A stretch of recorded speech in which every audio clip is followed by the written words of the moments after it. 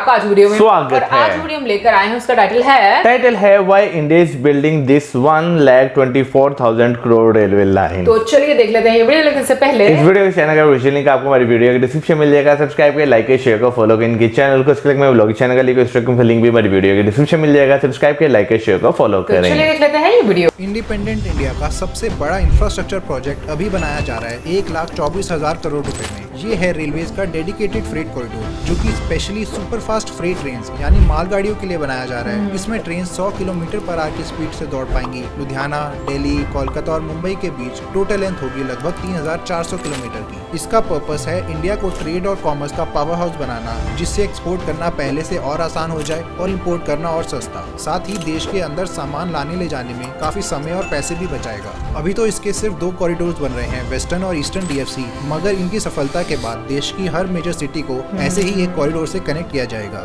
इनके पूरी तरह खुलने के बाद कई ग्राउंड ब्रेकिंग अचीवमेंट देखने को मिलेंगी, जैसे कि 1.5 किलोमीटर लंबी ट्रेन डबल स्टैक कंटेनर्स के साथ दुनिया की पहली 7.1 मीटर ऊंची टनल सोना में, नया 12,000 हॉर्स पावर का सबसे पावरफुल फ्रेट लोकोमोटिव और world class automatic signalling system. इस प्रोजेक्ट की ऐसी और भी काफी इंटरेस्टिंग डिटेल्स हैं, मगर उससे पहले देखते हैं कि इंडियन रेलवेज को डेडिकेटेड फ्रेट कॉरिडोर की जरूरत क्यों पड़ रही है एग्जिस्टिंग नेटवर्क से अलग। आज से 185 साल पहले इंडिया में रेलवेज की शुरुआत फ्रेट ट्रेन से ही हुई थी, जब 1837 में मद्रास के रेड हिल्स से चिंतादिरपेट तक पहली लाइन बिछाई गई। इसको रोड बिल्डिंग मटेरियल को लाने ले जाने के लिए बनाया गया था। इसके 16 साल बाद 1853 में पहली पैसेंजर ट्रेन चली थी, मुंबई में बोरीबंदर से थाने तक। इसकी पॉपुलैरिटी और एफिशिएंसी को देखते हुए देश के हर कोने तक रेलवे लाइंस बनाई गई, दोनों पैसेंजर और फ्रेट ट्रैफिक के लिए, जिसकी वजह से इंडिया आज दुनिया का चौथा सबसे बड़ा रेलवे नेटवर्क बन पाया है 68,000 किलोमीटर की टोटल लेंथ के साथ। ये नेटवर्क तो काफी इंप्रेसिव है, मगर इसमें कुछ इश्यूज आते हैं, जैसे कि इसके कई सेक्शंस पुराने हैं, बुरी हालत में और अपनी कैपेसिटी से ऊपर ऑपरेट कर रहे हैं। और क्योंकि इसे दोनों पैसेंजर्स और फ्रेट ट्रेन्स आपस में शेयर करती हैं, इसीलिए इसमें काफी डिलेज भी देखने को मिलते हैं। ज्यादातर डिलेज फ्रेट ट्रेन्स को झेलने पड़ते हैं, उनको प्रायोरिटी नहीं दी जाती,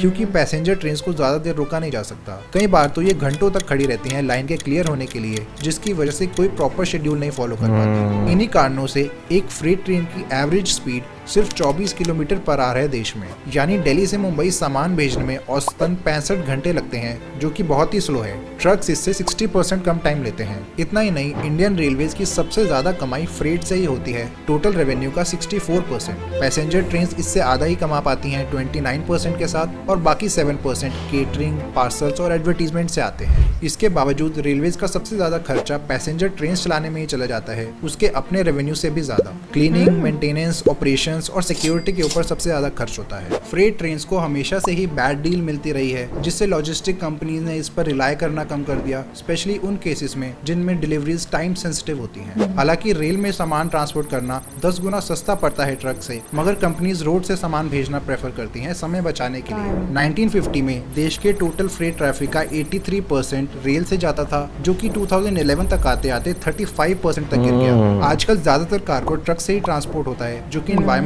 और रोड कंजेशन के लिए इतनी अच्छी खबर नहीं है। इसको सॉल्व करने के लिए और फ्रेट रेल को रेवोल्यूशनाइज करने के लिए डेडिकेटेड फ्रेट कॉरिडोर्स को प्लान किया गया था अर्ली 2000s में। 2006 में dedicated freight corridor corporation of India limited एक पब्लिक सेक्टर अंडरटेकिंग बनाई गई थी मिनिस्ट्री ऑफ रेलवेज के अंडर। ये रिस्पॉन्सिबल है इसकी प्लानिंग, कंस्ट्रक्शन और मेंटेनेंस के लिए, मगर ऑपरेशंस इंडियन रेलवेज ही संभालेगी। इसके लिए सबसे पहले इन 2 रूट्स को प्लान किया गया, और कुछ सालों बाद इन 4 नए रूट्स को भी प्रपोज किया गया, जो कि सारी मेजर सिटीज को कनेक्ट करेंगे।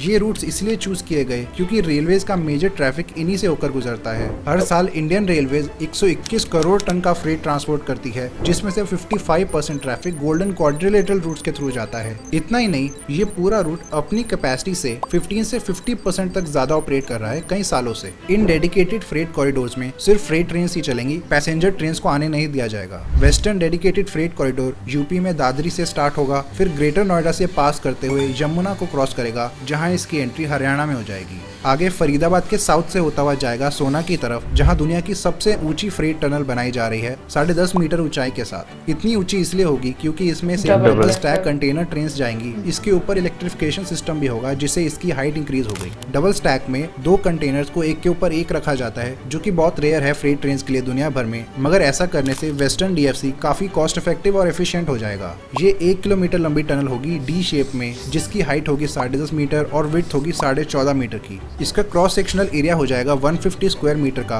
देश की सबसे बड़ी टनल्स में से एक। और क्योंकि इस टनल में कर्व है तो विड्थ और हाइट को थोड़ा ज्यादा रखेंगे उधर, ताकि ट्रेन टर्न्स ले सके बिना टकराए। आगे ये कॉरिडोर रेवाड़ी से होते हुए जाएगा, यहाँ कई बार राजस्थान और हरियाणा में अंदर बाहर करके फाइनली राजस्थान में घुस जाएगा, नारनौल के साउथ में। एग्जिस्टिंग लाइंस के साथ चलेगा मोस्टली। फुलेरा के अराउंड एक बाईपास बनाया जाएगा, फिर अजमेर से पास करेगा। कई और किलोमीटर राजस्थान में ट्रैवल करने के बाद गुजरात में एंट्री लेगा माउंट आबू के पास। आगे पालनपुर से सीधा जाएगा, मगर एक ब्रांच इस लाइन से भी लिंक की जाएगी ताकि इससे ट्रेन गुजरात के मेजर इंटरनेशनल शिपिंग पोर्ट्स तक जा पाएं, कांडला और मुंद्रा पोर्ट्स। इससे हजारों शिप्स पास करती हैं हर महीने। मेहसाना में इधर साउथ वेस्ट डायरेक्शन से आने वाली लाइन को इजीली कनेक्ट कर पाएगा बिना किसी सिग्नल और ग्राउंड क्रॉसिंग के। इससे कनेक्ट करना इसलिए भी इम्पोर्टेंट है क्योंकि ये line major industrial cities Rajkot और जामनगर तक जाती है। आगे ये अहमदाबाद के नॉर्थ से ही अलग हो जाएगा। ग्रीनफील्ड सेक्शन होगा ये, जो कि अहमदाबाद के वेस्ट से होता हुआ जाएगा, फिर वडोदरा को भी बाईपास करेगा, बीच में सारी लाइन से लिंक करते हुए। Under construction Delhi Mumbai expressway के पैरेलल चलेगा भरूच तक।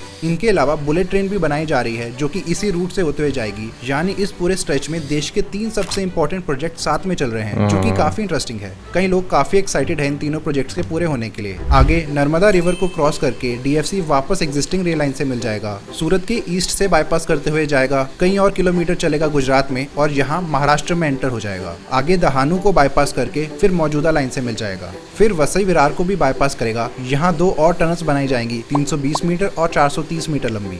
जो चंद्र के पास ये इस कल्याण वाली लाइन से मिल जाएगा। मुंबई के ईस्ट से पास करेगा डोंबिवली तक, जहाँ ये ऐसे लिंक हो जाएगा जेएनपीटी के रूट से। नवी मुंबई से होते हुए जाएगा, फिर पनवेल से ऐसे टर्न ले लेगा पोर्ट की तरफ। आगे के सेक्शन में कई एलिवेटेड वायडक्ट्स भी बनाए जा रहे हैं। इसके लिए पाडेघर में इस कॉरिडोर के कारण एक बहुत ही फंकी लुकिंग रोड इंटरचेंज बनाया जा रहा है इन हाईवेज के बीच। दिखने में ये कॉम्प्लेक्स वाई और ट्रम्पेट इंटरचेंज का मिक्सचर लग रहा है। क्योंकि रेलवे लाइन इसके नीचे से जाएगी, इसीलिए ये ऐसे बनेगा। आखिर में कारल से होते हुए ये जवाहरलाल नेहरू पोर्ट पर खत्म हो जाएगा। ये होगा पूरा route western dedicated freight corridor का 1506 किलोमीटर की लंबाई के साथ। 5 स्टेट से पास करता हुआ जाएगा। 15 किलोमीटर यूपी से, 160 किलोमीटर हरियाणा से, 564 किलोमीटर राजस्थान से, 583 किलोमीटर गुजरात से और आखिर में 184 किलोमीटर महाराष्ट्र से। वैसे तो इसे सारी लाइन से कनेक्ट किया जाएगा, मगर इसकी एक सिंगल ब्रांच लाइन पीरथला में दिल्ली फरीदाबाद पलवल लाइन के साथ चलेगी तुगलकाबाद स्टेशन के फ्रेट यार्ड तक। सिर्फ यही ऐसी लाइन है जिस पर डबल स्टैक कंटेनर ट्रेन चलेंगी। वेस्टर्न डीएफसी एक बहुत ही इंपॉर्टेंट पार्ट साबित होगा दिल्ली मुंबई इंडस्ट्रियल कॉरिडोर में नए अंडर कंस्ट्रक्शन एक्सप्रेसवे के साथ। अभी तक इसका 734 किलोमीटर ऑपरेशनल भी हो चुका है। रेवाड़ी से मेहसाना तक इसमें ट्रेन ऑलरेडी चल रही हैं और इसके बेनिफिट्स दिखने शुरू भी हो गए हैं। बाकी पार्ट्स कंस्ट्रक्शन के अलग अलग फेजेस में हैं। पूरी लाइन खुलने की डेडलाइन 2024 की रखी गई है। Eastern dedicated freight corridor Punjab में लुधियाना के बाहर शुरू होगा एग्जिस्टिंग सानेवाल कार्गो स्टेशन से। आगे सिरहिंद के पास ऐसे एस शेप्ड सेक्शन बनाएगा साइड चेंज करने के लिए। अंबाला से थोड़ा पहले यहाँ इसकी एंट्री हरियाणा में हो जाएगी। फिर एस शेप बनाता हुआ आगे निकल जाएगा। यमुनानगर से पास करते हुए उत्तर प्रदेश में एंट्री ले लेगा। सहारनपुर से पास करेगा, फिर देवबंद और मुजफ्फरनगर के अराउंड बाईपास करेगा नए ग्रीनफील्ड सेक्शन की मदद से, क्योंकि इधर एग्जिस्टिंग लाइन के आसपास कोई स्पेस अवेलेबल नहीं थी। आगे मेरठ और हापुड़ के अराउंड भी बाईपास बनाया जाएगा। फिर खुर्जा से होते हुए जाएगा। खुर्जा में बड़ा सा रेल इंटरचेंज बनाया जा रहा है, क्योंकि यहाँ से एक ब्रांच लाइन सीधा जाएगी दादरी तक। ये 46 किलोमीटर लंबी ब्रांच दोनों डेडिकेटेड कॉरिडोर्स को आपस में कनेक्ट करेगी। यानी मुंबई से आने वाला कार्गो डायरेक्टली कोलकाता तक जा पाएगा बिना डीएफसी से निकले। दादरी में भी एक बड़ा सा वाई इंटरचेंज बन रहा है, जिससे लाइंस क्रिस क्रॉस कम करेंगी। इससे स्टॉप्स और डिलेज कम होंगे। ये ब्रांच ईस्टर्न कॉरिडोर में ही आती है। खुर्जा से आगे चले तो ये कॉरिडोर यूपी की कई मेजर सिटी से पास करेगा। पहले अलीगढ़, फिरोजाबाद और इटावा से। फिर कानपुर के साउथ में एक्सटेंसिव बाईपास बनेगा सारी लाइन से लिंक करते हुए। इलाहाबाद यानी प्रयागराज के पास यमुना को भी क्रॉस करेगा। फिर वाराणसी मुगल सराय से होते हुए इसकी एंट्री बिहार में हो जाएगी। डेहरी के पास न्यू सोन ब्रिज बनाया जा रहा है सोन नदी के ऊपर, जो कि देश के सबसे लंबे ब्रिजेस में से एक हो जाएगा 3 किलोमीटर लंबाई के साथ। इसके आगे वाले सेक्शन की कंस्ट्रक्शन अभी इनिशियल स्टेजेस पर है, खुलने में टाइम है अभी। आगे गया से होते हुए झारखंड में एंटर हो जाएगा, फिर धनबाद से होकर वेस्ट बंगाल में। फाइनली ये आसानसोल और बर्धमान से पास करके डानकुनी में खत्म हो जाएगा कोलकाता के वेस्टर्न साइड पर। ये होगा पूरा route eastern dedicated freight corridor का 1885 किलोमीटर लंबा। इसमें खुर्जा दादरी ब्रांच भी इंक्लूडेड है। 6 स्टेट से पास करता हुआ जाएगा। 88 किलोमीटर पंजाब से, 72 किलोमीटर हरियाणा से, 1078 किलोमीटर यूपी से 245 किलोमीटर बिहार से, 199 किलोमीटर झारखंड से और आखिर में 203 किलोमीटर वेस्ट बंगाल से। रूट में इसे सारी लाइन से कनेक्ट किया जाएगा और सारी लेवल क्रॉसिंग्स भी रिमूव कर दी जाएंगी। इस पर सिंगल स्टैक कंटेनर ट्रेन चलेंगी मैक्सिमम स्पीड से। अभी तक इसका 774 किलोमीटर ऑपरेशनल हो चुका है। कानपुर से खुर्जा और दादरी तक आगे का थोड़ा और स्ट्रेच भी ऑपरेशनल है। बाकी पार्ट कंस्ट्रक्शन के अलग अलग फेजेस में है। लुधियाना से डेहरी तक का पार्ट 2023 तक खुलने की उम्मीद है। दोनों कॉरिडोर्स पूरी तरह से इलेक्ट्रिफाइड होंगे। 25 kilovolt AC power supply run करेगा ओवरहेड वायर्स में। वैक 12 लोकोमोटिव्स इस पावर को एक्सेस करेंगे सुपर लॉन्ग पेंटोग्राफ की मदद से। वैक 12 दुनिया के सबसे पावरफुल फ्रेट लोकोमोटिव्स में से एक है, 12,000 हॉर्स पावर के साथ। स्पेशली डीएफसी के लिए बनवाया है इसको इंडियन रेलवेज ने एल्स्टम के साथ मिलकर। इलेक्ट्रिक लोकोमोटिव ज्यादा एफिशिएंट होते हैं डीजल के कंपैरिजन में और कम पॉल्यूशन भी फैलाते हैं। दूसरे रूट्स में भी डीजल इंजन को फेज आउट किया जा रहा है धीरे धीरे इलेक्ट्रिफिकेशन के फेवर में। डीएफसी ज्यादातर रूट के लिए एग्जिस्टिंग रेलवे लाइंस के साथ चलेंगे, नए स्टेशन और फैसिलिटीज बनाते हुए। कई टाउन्स और सिटीज को बाईपास किया जाएगा जहां स्पेस अवेलेबल नहीं है। ब्रॉड गेज ट्रैक्स इस्तेमाल होंगे जो कि सबसे कॉमन ट्रैक गेज है इंडिया में। पूरा रूट ग्रेड सेपरेटेड भी होगा, यानी कोई भी लेवल क्रॉसिंग मौजूद नहीं होगी जैसे आजकल के नए एक्सप्रेसवेज बनाए जाते हैं। सारी एग्जिस्टिंग लेवल क्रॉसिंग्स को एलिमिनेट कर दिया जाएगा अंडर पासेस या ब्रिजेस बनाकर। इससे एक्सीडेंट्स के साथ साथ डिलेज भी कम होंगे और रोड ट्रैफिक में भी इंप्रूवमेंट देखने को मिलेगी। 1.5 किलोमीटर लंबी ट्रेन चलेंगी डीएफसी में, अभी से 2 गुना लंबी, और एक ट्रेन 400 कंटेनर्स कैरी कर पाएगी। इसके प्लेटफॉर्म्स भी लंबे होंगे, इसलिए स्टेशंस को एक दूसरे से दूर बनाया जाएगा। 40 किलोमीटर दूर डबल ट्रैक सेक्शन में और 10 किलोमीटर सिंगल ट्रैक में। न्यू स्टेशन का नाम पुराने स्टेशन के आगे न्यू ऐड करके रख दिया जाएगा, जैसे खुर्जा स्टेशन हो जाएगा न्यू खुर्जा स्टेशन। बाकी स्टेशन के साथ भी ऐसे ही होगा। State of the art automatic signalling system भी लगाया जाएगा, जिसमें अगर किसी ट्रेन के आगे लाइन ब्लॉक्ड हो तो सिग्नल ऑटोमेटिकली रेड हो जाता है। कोई मैनुअल इनपुट की जरूरत नहीं पड़ेगी। एक्सीडेंट का खतरा भी काफी टल जाएगा इससे। इलाहाबाद प्रयागराज में इसका कंट्रोल सेंटर बनेगा, जिसमें डीएफसी पर चलने वाली सारी ट्रेन को मॉनिटर किया जाएगा एक ही रूप से। ये दुनिया के सबसे बड़े कंट्रोल सेंटर्स में से एक होगा। डीएफसी के बनने से फ्रेट ट्रेन की average speed 24 kilometre per hour से बढ़कर 70-80 किलोमीटर पर आवर हो जाएगी, पहले से 3 गुना ज्यादा। 100 किलोमीटर पर आवर की मैक्सिमम स्पीड से दौड़ेंगी ट्रेन। इंडियन रेलवेज के अकॉर्डिंग इससे 24 घंटे में शिपमेंट की जा सकेगी इंडिया के हर कोने तक, जो कि एक बहुत ही बड़ी अचीवमेंट होगी। ट्रैक्स की लोड कैपेसिटी 25 टन पर एक्सल वैगन होगी और ब्रिजेस में 32.5 ton axle load, existing line से 50% ज्यादा। ट्रेन पहले 5,400 टन का लोड कैरी करती थी और अब 13,000 टन का लोड कैरी कर पाएंगी, पहले से 2.5 गुना ज्यादा। आज के समय लगभग 123 करोड़ टन का फ्रेट रेलवेज कैरी करती है हर साल। Total 543 major bridges, 557 road under bridges और 304 रोड ओवर ब्रिजेस बनेंगे। इनमें से 78% स्ट्रक्चर्स अभी बन भी चुके हैं और बाकी भी पूरे हो जाएंगे जल्द ही। कोल और सीमेंट 2 सबसे ज्यादा ट्रांसपोर्ट किए जाने वाले प्रोडक्ट्स हैं ट्रेन से। इनके अलावा fertilisers, food grains, salt, iron और स्टील भी भारी मात्रा में ट्रांसपोर्ट होते हैं हर रोज। ये मेजर पोर्ट्स का इस्तेमाल करते हैं इंपोर्ट एक्सपोर्ट के लिए। इंडिया के 9 स्टेट्स में ऐसे पोर्ट्स मौजूद हैं। इनके पास लॉजिस्टिक पार्क्स बनाए या अपग्रेड किए जाएंगे कंटेनर स्टोरेज और मूवमेंट के लिए। ट्रेड में काफी हेल्प करेंगे। डीएफसीज के आसपास इंडस्ट्रियल कॉरिडोर भी बनाने के प्लान्स हैं, जिसमें नई फैक्ट्रीज, वेयर हाउसेज और पावर स्टेशंस के लिए स्पेशल जोन्स बनाए जाएंगे और इनको रेल लाइन की ब्रांचेस से सर्व किया जाएगा डायरेक्टली, ताकि कार्गो डायरेक्टली फैसिलिटीज तक पहुंच जाए और ट्रक्स की इतनी जरूरत ना पड़े। मेजर इंडस्ट्रीज ऐसी ही ऑपरेट करती हैं अभी भी, जैसे कि जमशेदपुर में टाटा की स्टील फैक्ट्रीज। दोनों डीएफसीज की टोटल कॉस्ट होगी लगभग 1,24,000 करोड़ रुपए, जिसमें से कंस्ट्रक्शन में 1,02,000 करोड़ रुपए लगेंगे और लैंड एक्विजिशन में बाकी 22,000 करोड़ रुपए।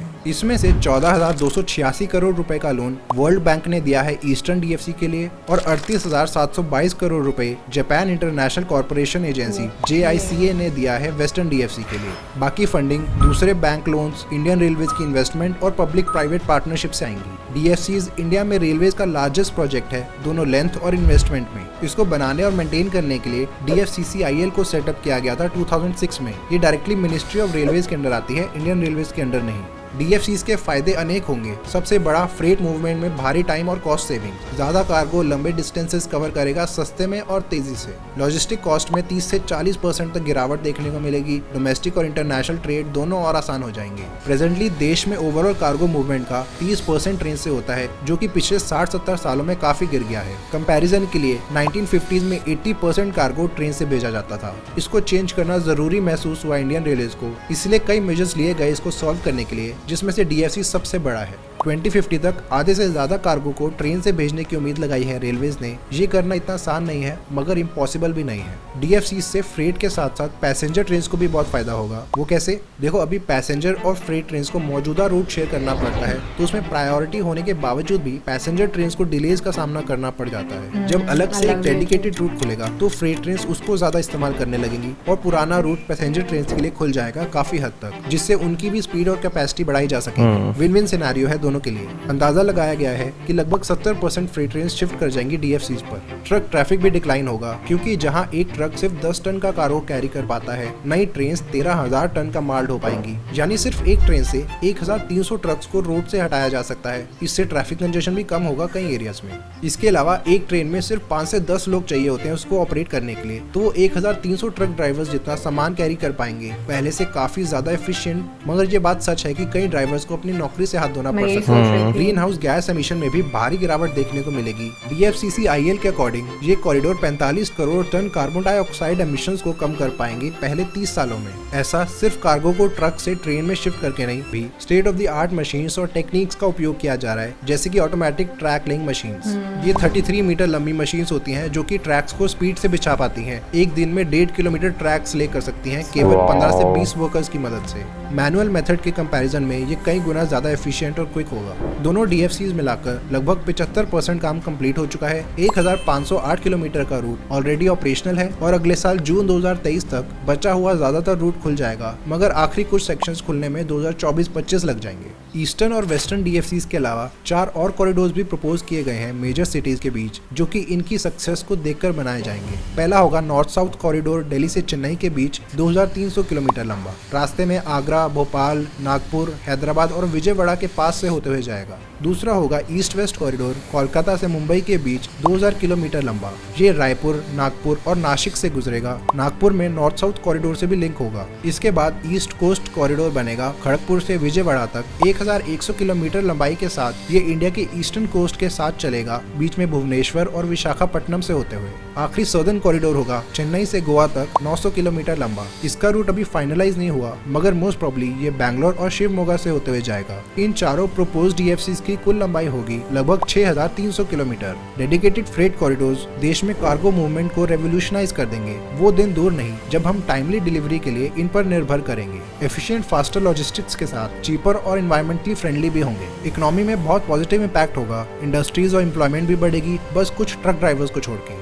ऐसे और भी मेगा प्रोजेक्ट्स के बारे में जानने के लिए सब्सक्राइब करें। धन्यवाद। भाई, आज के मॉडर्न टाइम की बात करें तो हम जिन कंट्रीज़ को देखते हैं जो बहुत ज़्यादा डेवलप कर चुके हुए हैं या डेवलपमेंट की तरफ जा रहे हैं, तो वहाँ पर जो है ना रेलवे सेक्टर जो है वो एक बहुत इंपॉर्टेंट रोल प्ले करता है। ख़ासतौर पर जो ये मटेरियल जितना भी होता है एक जगह से दूसरी जगह ट्रांसपोर्ट करने के लिए, क्योंकि ये तो हकीकत है कि भाई ट्रकों से जो है आप लॉजिस्टिक उस तरह नहीं लेकर जा सकते जिस तरह एक रेलगाड़ी जो है वो उसके पीछे आप जितनी कैपेसिटी है इंजन की या उस ट्रैक की, आप उसके पीछे डब्बे लगाकर लेकर जा सकते हैं। लेकिन ये है ना कि आपको वो काफी चीप पड़ेगी। अगर वो जो कंपनीज हैं उनको वो चीप पड़ेगी, डेफिनेटली जो लोग सर्विसेज लेंगे उनको भी काफी ज्यादा फायदा होगा और मोर ओवर लोगों को, जो गवर्नमेंट है उसको बहुत ज्यादा फायदा होगा। क्योंकि एक लिहाज से देखा जाए तो आज के जो टाइम है, अगर आपको ग्रो करना है तो अगर आपकी लॉजिस्टिक्स अच्छी हैं तो डेफिनेटली आपको बहुत ज़्यादा फ़ायदा होगा। और अगर हम इस प्रोजेक्ट को लेकर बात भी करें,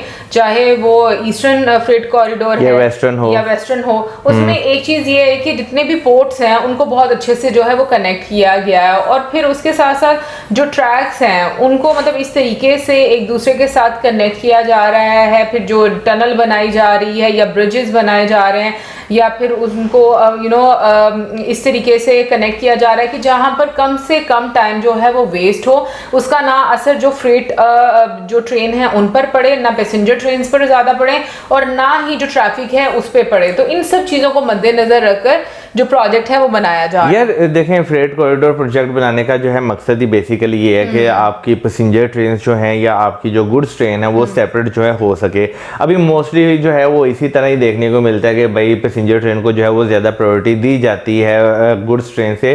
और ये भी हकीकत है कि जो फ्रेट ट्रेन होती हैं वो ज़्यादा प्रॉफिट मेकिंग होती हैं जो है पैसेंजर ट्रेन से। फिर भी अगर पैसेंजर ट्रेन अगर मतलब लेट हो जाए तो पता है लोग तंग पड़ना शुरू हो जाते हैं। यही तो मसला है। हाँ, पड़ती यही है ना, वो चीजें जो होती हैं वो तो तंग नहीं पड़ती, लेकिन लोग जो हैं वो एक ट्रेन को गुजारना हो ना, बेशक पैसेंजर ट्रेन के साथ पैसेंजर ट्रेन को गुजारना हो, तो लोग उससे भी जो है ना वो तंग पड़ना जो शुरू हो जाते हैं, जिसकी वजह से जो है स्केड्यूल का काफी ज्यादा मसला हो जाता है। लेकिन क्योंकि अलग अलग कॉरिडोर्स होंगे, इवन कि अगर हम यूएस की बात करें, ठीक है ना, यूएस में आपको जो है अलग से कॉरिडोर जो है वो देखने को मिलते हैं। और लिटरली समटाइम्स मैं जब अगर ट्रेन की वीडियो देखता हूँ ना, तो मैं यूएस की ट्रेन की वीडियो देखता हूँ तो मैं देख कर जो है हैरान हो जाता हूँ।